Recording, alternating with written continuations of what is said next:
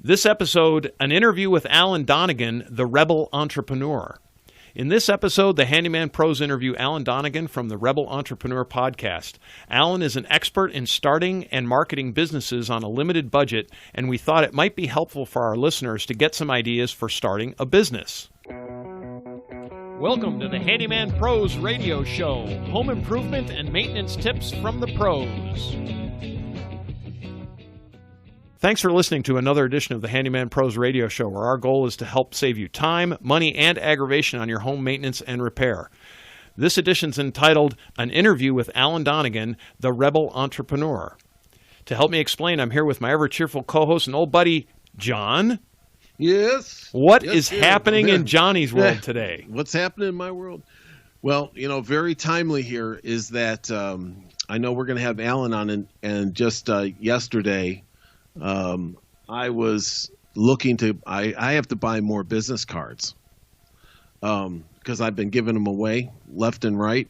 Have you been spending time at the bar, John? Yep. There you go. Yeah, throwing them all over the place. But, after a while, you got to get good at handing out and I keep business cards with me all the time, as well as you do. No matter where I'm at, I've got those business cards with me, as well as for the show and everything else. So you're kind of the marketing machine, no matter where you're going, right? Yes, sir. So that was that kind of just rolls into this interview with Alan. That is absolutely the perfect introduction to this interview with Alan, and here it is. We're here with Alan Donegan. Alan, welcome. John, Larry, I am excited to be on the Handyman podcast. Thanks for being here, Alan. So, Alan, this is a big departure from what we normally do. So give us a background on you and your business. Tell us why you started this business, and tell us how you can be helpful to our handy people out there. Yeah, I personally wanted to start my own business. So I went for support from the British government, and they gave me 3 workshops. They gave me how to write a business plan, which is so interesting. They gave me finance, which is a code word for debt, how to raise money, and they gave me a marketing workshop. And basically the British government did more to put me off starting a business than they did to actually help me get going. And that experience, after I'd spent a couple of years working out how to do it for myself, I decided that I would start to show people there is a way to build a business without going into debt and to make money doing something you love. You do not need to write a business plan. And that's what I've been charging around the world doing for the last 12 years. And that is really exciting. Today we are recording. You are in, where are you? Yeah. I'm in Bogota, Colombia, helping launch the Rebel Business School in Bogota. Yeah. So when Alan says he's around the world, he literally is around the world. So I just mention it because for a lot of our listeners, we generally talk terrestrial in the United States, but Alan's in Bogota. So there you go. So we're in 7 countries so far running these courses around the world in Arabic, Spanish, English, French. It's really interesting that the random little startup methodology I created in England to help people get going has spread so far around the world. I'm kind of shocked myself at times. And it doesn't matter where you are in the world, right? All the principles apply. Well, this is what really struck me, and I was going to Africa to run a course, and I remember turning up in Namibia, the capital city, Windhoek, and I was nervous. Does my startup methodology apply? I know it works in England. I know it works in America. I know it works in New Zealand, but does it apply in Africa? And I get there and I'm walking around the capital city and there's signs on the wall for, do you need help writing your business plan? Do you need a loan to start your business? And I'm like, this is a global epidemic. This is the global way of thinking that you need debt to build a business. And it just, so I suddenly have this confidence that no matter where I go or show up, take me to Iowa, LA, New York, or Atlanta, Georgia, and I will be able to help people build businesses without debt. Yeah. Yeah, and that's we John and I both are big believers in no debt and using the skills that you have, which I know is part of what you teach. But everybody has this set of skills, and in the handy person's business, or even outside the handy person's business. But there's a lot of you have this set of skills, and it's very, very unique to each person. Everybody's good at certain things, and you really just nail it how you can do this without all of that. So. Let's go for somebody that's new. Say somebody wants to start a handyman business. Just for example, they're thinking about it. What would you suggest that they do? Give us some ideas. Give us like a walkthrough. Like first off, what first thing they should do? First thing they should do is so entrepreneurship at its essence is finding a problem that someone has and then selling them the solution. So in the homes around this person who wants to start, there are people with problems. They want this fixed. They want that fixed. This isn't right. Their desk isn't right. Whatever it is, especially with people working from home at the moment, there must be a whole bunch of people who want standing desks and change rooms and all sorts. There's so many problems that people want fixing. Like, go find the people with problems. And see if you can help them, and then sell them something that solves it. That at essence is entrepreneurship, and I think people make this stuff too complex sometimes. Mm-hmm. I'm liking that pondering look you have on your face. So we have Alan on video, but he doesn't have us, and so he's got this great look on his face. I can't describe it. We don't have the bewilderment on our face yet. We're working on it. But basically, yes, you're talking about solving problems, and I know when I started in my business, my wife actually said to me when I started, I've done a lot of different businesses over the years, and all of those I always worked on problem solving. But my wife said to me, she goes, you should be a handyman. And I said, why? And she said, because you can solve an immense number of problems, and in many ways, in my case, your skill set isn't all in one stop. You can do a whole series of different jobs, and so somebody goes to you as a one stop. Plus, she said this to me. I found this, I guess, to be true. But she said, you also have the ability to do these problem solvings. You take these problems and you take it back to the root cause and you fix it. And so I definitely think that's, if you're thinking about handyman, how can you take your skills and apply them to the various different things that are out there in the marketplace, as it were. Is there a time when somebody should say no? That's one of our John and I are big proponents of this, but what's your opinion on that? How do you mean, is there a time someone could say no? We get asked a lot of questions in the business, can you do this, can you do that? And in lots of cases, yes, we can do them, but we are not confident or experts in certain aspects, or we have, in John and my case, we have physical limitations that we don't do, like we don't go up high. That's just okay. Yeah, those days on the top of the roofs and things. Yeah, those are over. Those days are over. But I think Larry, let me jump in here. What you're asking Alan is a lot of times I say no when it appears to be bad business. Mm. There's nothing worse than bad business. No business is one thing, but bad business can really cost you a lot of money. And there's a lot of times that we do get asked, and there's a bad, just things that are outside our purview that we're comfortable with doing. And I'm sure a lot of people out there is the same way. I used to sell software. Could I sell that to people that really didn't fit? Yeah, but that was kind of not a good thing to do. You don't want to shoehorn something in, so. So when I used to be a landscape gardener, I used to have a lot of fun doing that, and I worked for a company, and one of our biggest clients was the Four Seasons Hotel in Dogmansfield in Hampshire in the UK.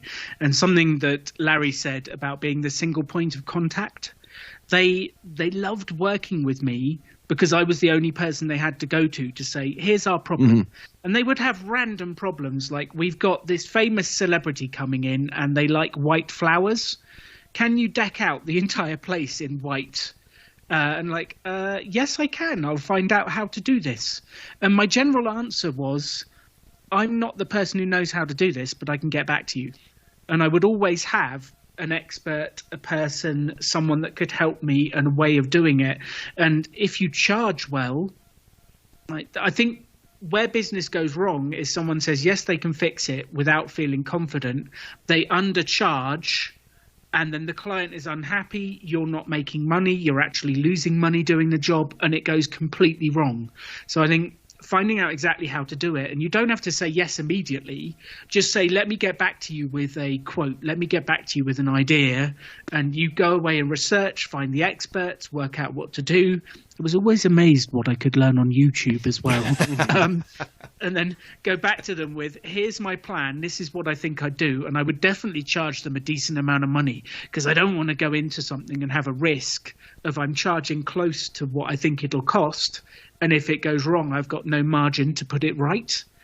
So I think undercharging is a huge issue that happens when people are new to this because of confidence. Exactly what you said, John, confidence. Can you say all of that? Like mostly the undercharging part is because we see that over and over again. So I just want to reiterate it because it's like talking to myself. Undercharging is it's a bad thing. You don't want to overcharge, obviously, but there is a point where there's a point where you can say no.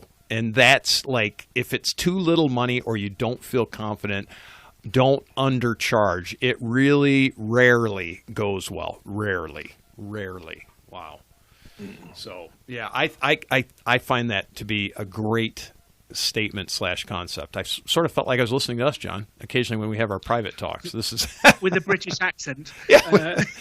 Well, yeah, of course. So my other question for you was, how the white flowers, I mean, I didn't know you liked white flowers. You're a famous guy. That's a joke, by the way. It wasn't me. It was a very famous musical guy. But yeah, I can find somewhere to buy white. I've got the people that can install it. It's like, here's the price. Here's what I can get. Here's what we'll install it, and we'll make it look fabulous. And they agreed, and we went and installed it all, and then we had to remove it the next day because he only stayed one night. Oh, wow. Well, it is what it is, right? It is what it is. So, go ahead.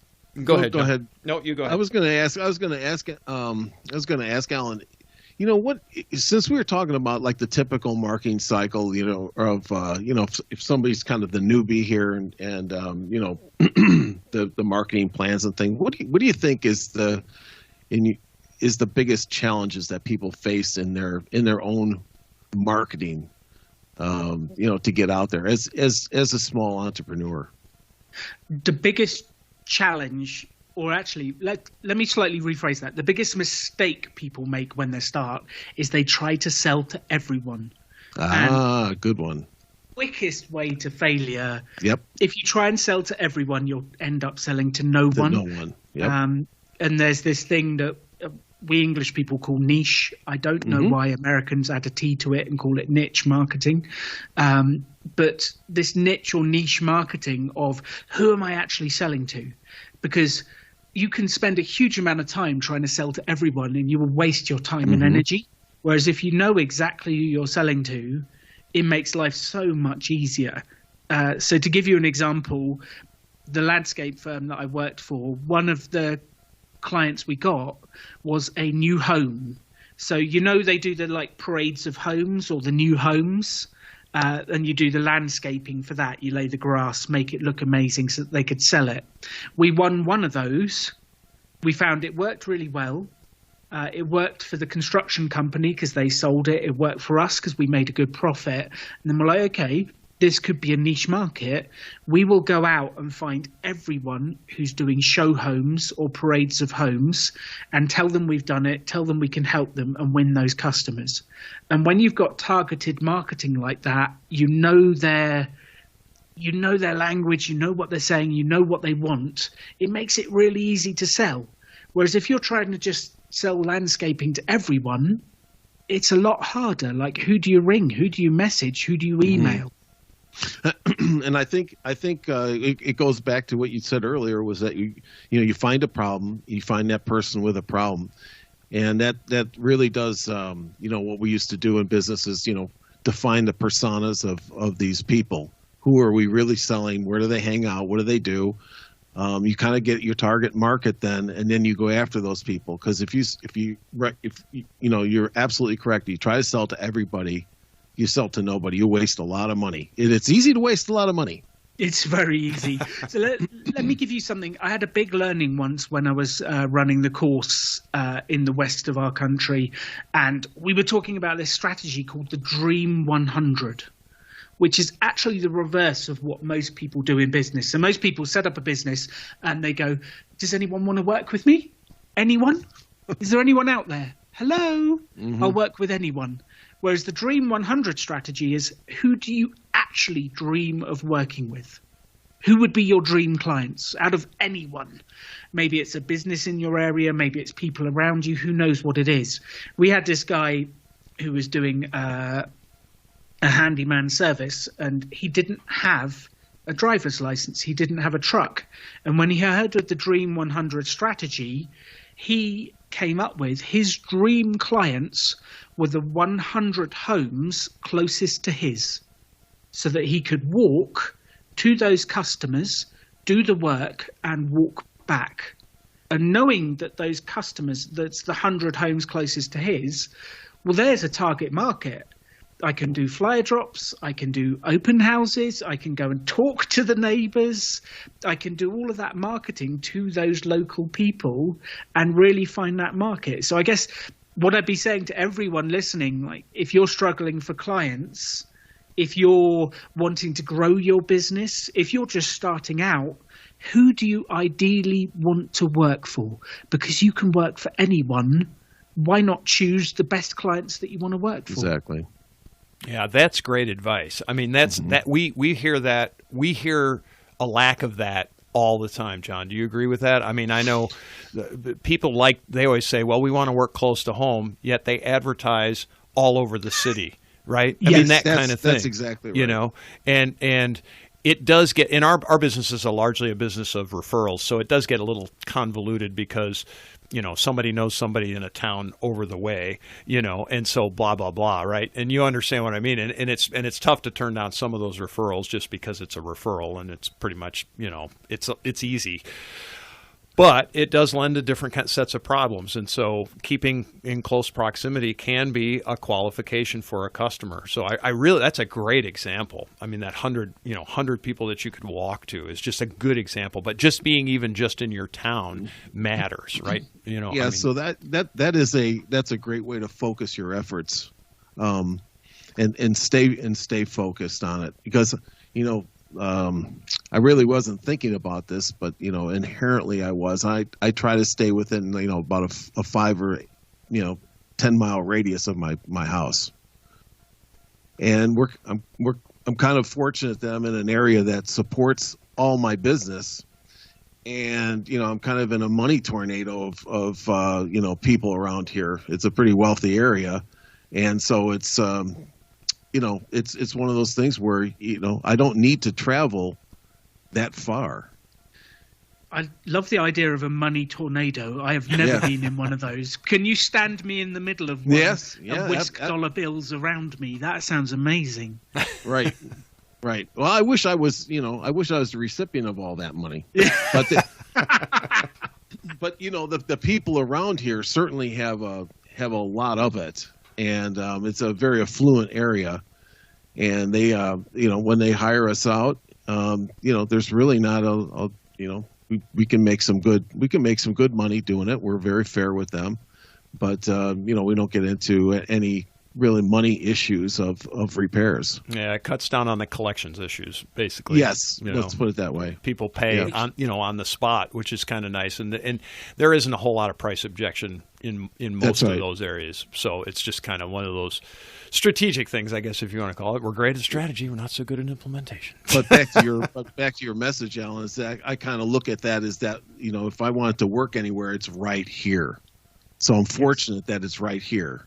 So, yeah. Which I think brings me on to an interesting second thought for you, which is actually one of the biggest mistakes.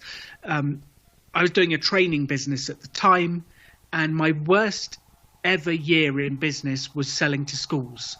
And I spent the entire year selling to schools, trying to sell.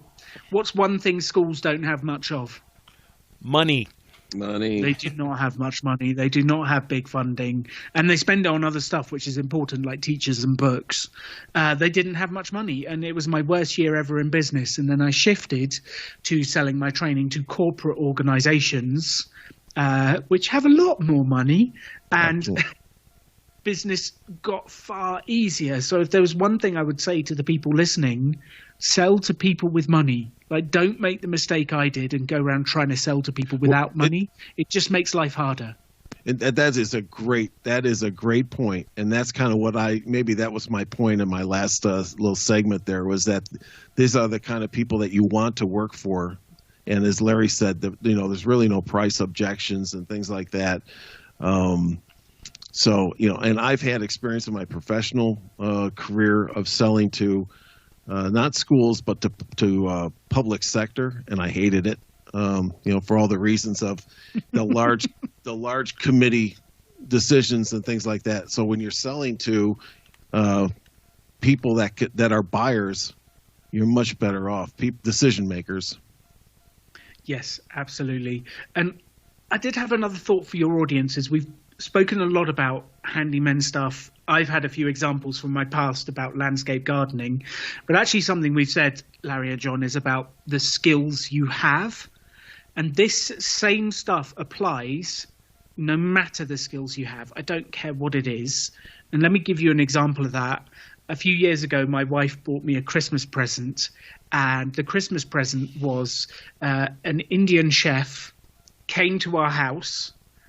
We bought the ingredients, and he taught us to cook curry, pakora, basmati rice. We spent 3 hours cooking.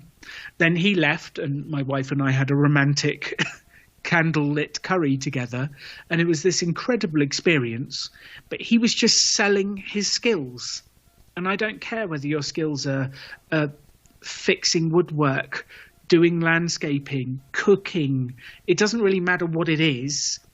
You just need to find someone who wants the skill you've got, sell them that, and you can create an unbelievable income actually doing something you enjoy.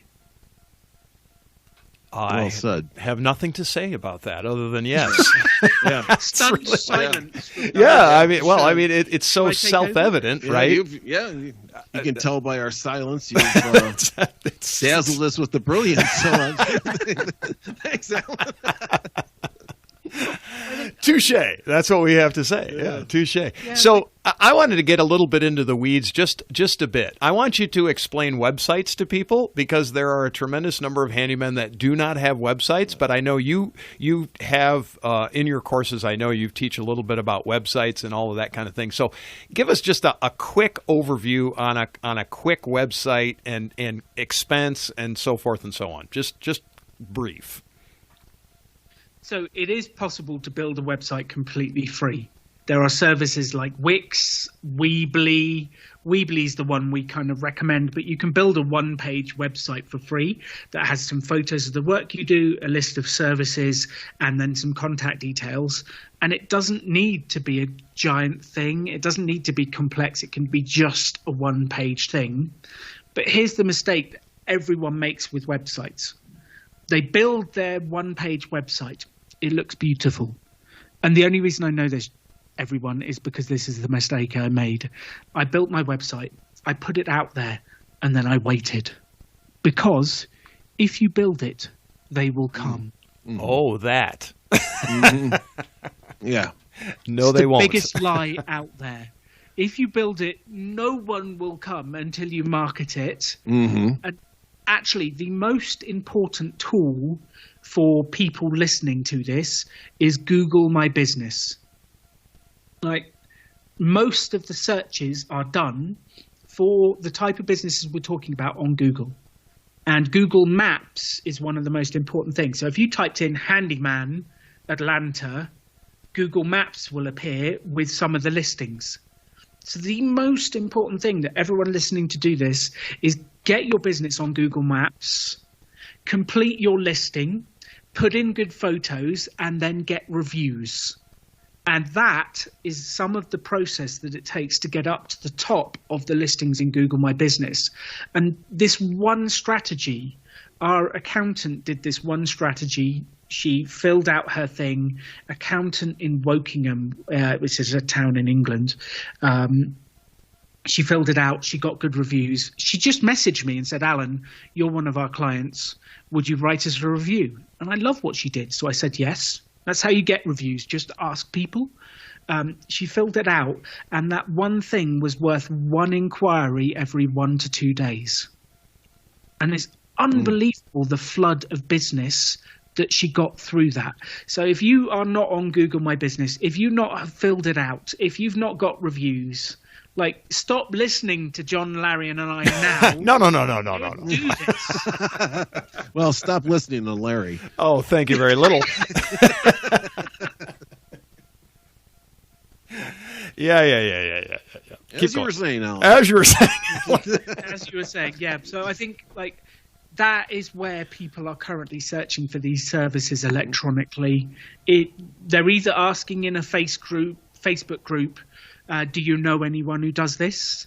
They're asking their friends for referrals, or they're doing a Google search for your services right now. And if you're not listed, like, it's like you're digitally invisible. Stop being digitally invisible and show up for people. Yeah, and so how difficult is this, Alan? I mean, really, seriously, how difficult is this? I'm a non-computer person. How difficult is this? Like, I think it's relatively easy. You go to Google My Business and you just fill it in. If you are completely non-tech savvy, like, use your kids. Hire the neighbor kid. That's right. Like, use someone who's got it.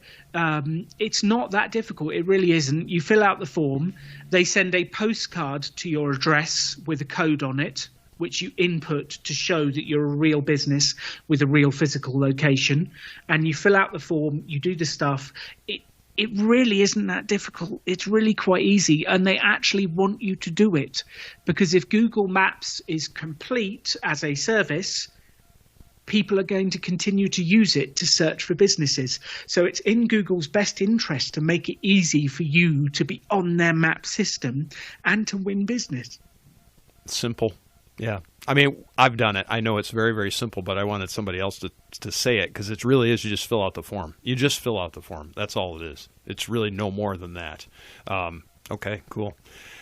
John, ask some more questions. Larry, you're giving up already? I could Alan go. was right. Stop listening. We could go on for hours. We can't go on for hours. That's my thing.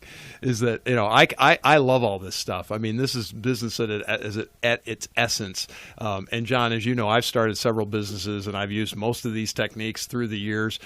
Been very successful. Sold a couple of businesses. Blah blah blah. And I just love talking business. I just want to make sure people hear it from other people besides me. Because Alan, to be honest, I mean, your ideas just are in line with my ideas. I've done all that stuff. John and I both, like, for example, we have QR cards on our business cards that you click on the QR code and it takes you to the website. It's just little things like that. We have a list of services on our handyman cards that tells a real quick synopsis on the back side that we do this, that we do, landscape, carpentry, plumbing, light electrical, bing, bing, bing. And it's here's my card. And people turn it around, they go, wow, you do all that? And I'm like, most of it, yes. Well, I mean, there's certain limitations on certain things, obviously, because we're not licensed electricians and things like that. But at the end of the day, I made a mini brochure out of my business card. Why? Because I can hand it out and I don't need to explain it 10,000 times. We've had many, Alan, this is just an aside for you, but we've had many other handymen come on this show and tell us about their business. And I have several that have used it as a more or less a sales tool because they get tired of explaining the same things over and over again. They say, hey, just listen to this podcast. And it gives them instant credibility. And then the next thing they know, they're off to the races, kind of thing. But they have all their basic information comes out on the show. And so they get to talk in conversational tone, have a good time like we're having here, because we're certainly laughing a lot, which is awesome. And but anyway, that's one of the tactics that we use. It's not a tactic. It's just a situation. I'm going to have business cards printed anyway. I might as well put as much information on them as possible. It doesn't cost me anymore, right? Does this sound familiar? Does this sound like And a it's rebel just business thing, you know? Getting creative. Yeah. It's about getting creative, getting your message out there. And talking about creative messages, I went to a fancy cafe for breakfast the other day, and their menu is now on a QR code Yes. on the table. And next to it was another QR code from the gym next door. And it was like 7-day free trial at the gym. And I thought that was hilarious. I can eat my fancy breakfast and then get a free trial to go and work it off next door. But it's really interesting if you get creative and make sure your business shows up in places where your customers will be. Exactly. And if you can do that, it's incredible the connections that come to you. And what we're really talking about here is defining your service, finding someone with the problem you fix, and then putting your message in front of them.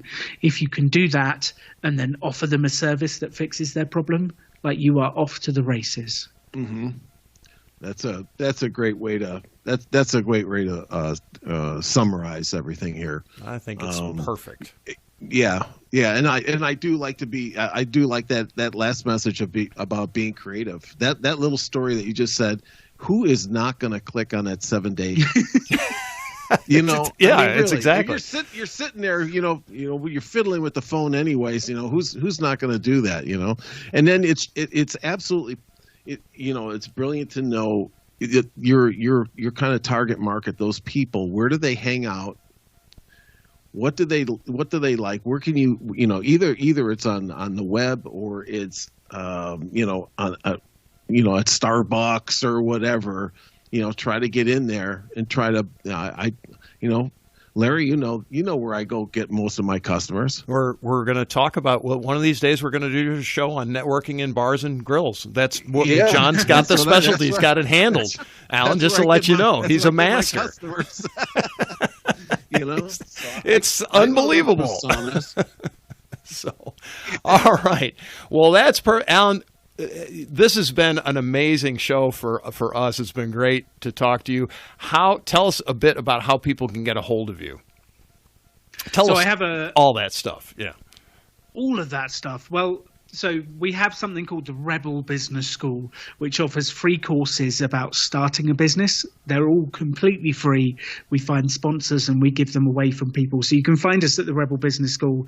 If you're into podcasts and you want to listen as you do your work, then I have a podcast called The Rebel Entrepreneur, which is all about starting businesses with no debt and making money doing something you actually enjoy. So if you just Google Rebel Entrepreneur or Google Rebel Business School, you will find us. We are there. And then if you're interested in the finance stuff, which we haven't even spoken about finance stuff, I've got my own little blog called alandonegan.com that talks about financial independence and what to do with the money once you've made it from your business. That's a whole nother show that we'll have you on for. Seriously, one of these days, we've talked, John and I have talked about it many, many times. We were going to talk a little bit about, we mentioned FI here a number of times, and I don't know that most of our people understand what we're talking about, but we're going to do a show on that one of these days. So, all right, Alan, we appreciate it, and thank you for being on, and we will have you on again in the future. I want to thank Alan for being on the show. John, what are some of the key takeaways? Yeah, and I want to thank Alan as well. That was I believe that's going to be real helpful for a lot of the people out in our audience about what Alan was explaining. I'll tell you some of the things I'm walking away with here out of the conversation. So most of you folks out there that are just starting up, a handyman business, or any business for that matter, business. And I know a lot of you handymen out there that listens to this show, but any business at all, Alan brought up a lot of good points for you to think about when you're starting up your business, and even when you're continuing running your business. And most people make the mistakes, and that really is, finding a problem that you can solve. And That's the way any business. That's why any business exists. You're bringing a service, you're bringing a product to market that meets a need out there. So you want to find a problem, and then you find that person who has that problem. As he went on to describe that story about the handyman that didn't even have the truck, and he was that that kind of went into that Dream 100 that he was talking about, where, you kind of start to envision who you want to do business with. It's kind of like your own board of advisors or whatever, your board of directors, your own personal. Who do you want to do business with? Or, what are your customers in that cycle, in that circle of people as well, right?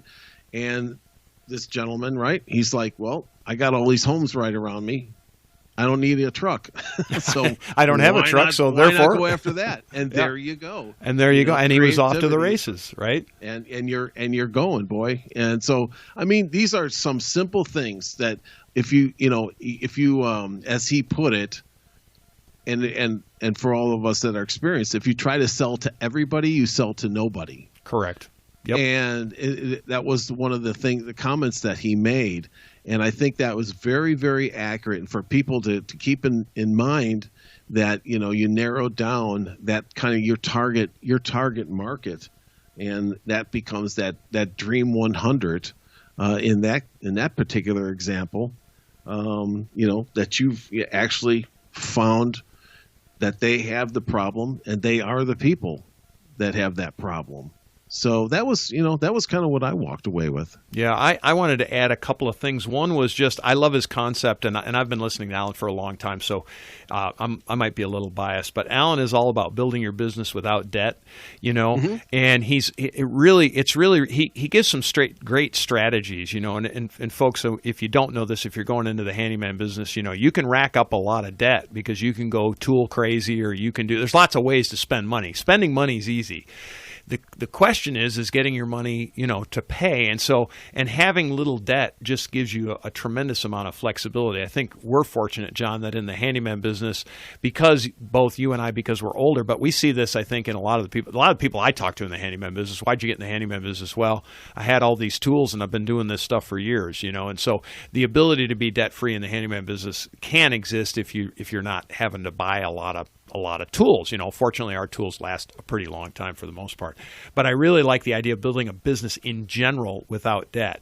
And so I think that that's a fantastic thing. And then the other thing that, of course, this always rings to me because I try to be pretty creative, even though, maybe I'm not. But he says, stress your creativity. Use your brain power, think about it. He used the example of the QR code on the restaurant for the gym next door.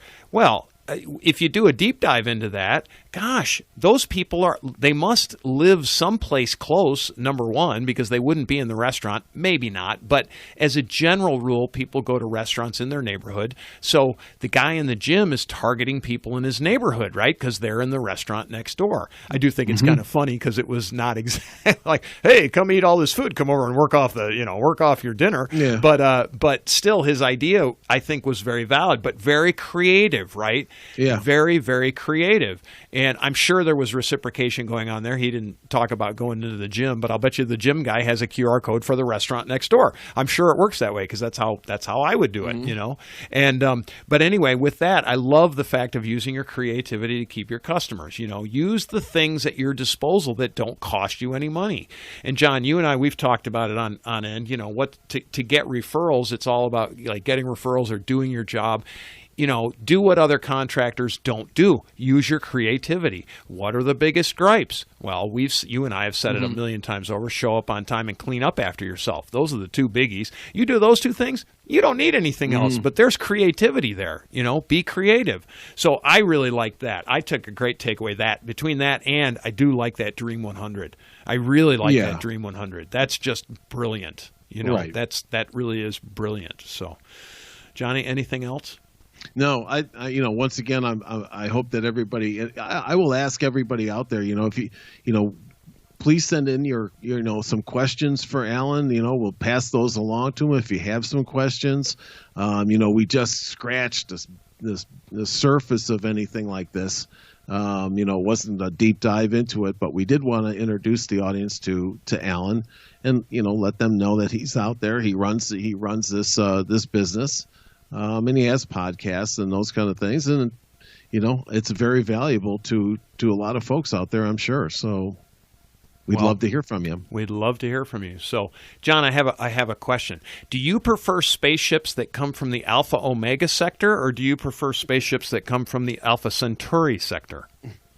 Well, I don't care. But as long as they got a QR code on them. That tells you how to take them apart. That's right. A QR code to lead you into the instruction manual. So, folks, once again, we want to thank you for listening to the Handyman Pros Radio Show. Again, you can send us an email, questions at handymanprosradioshow.com, or you can join us on Facebook at Handyman Pros. We're also out there on Twitter at Handyman Radios. We appreciate the fact that you listen, and we will see you next week on the Handyman Pros Radio Show.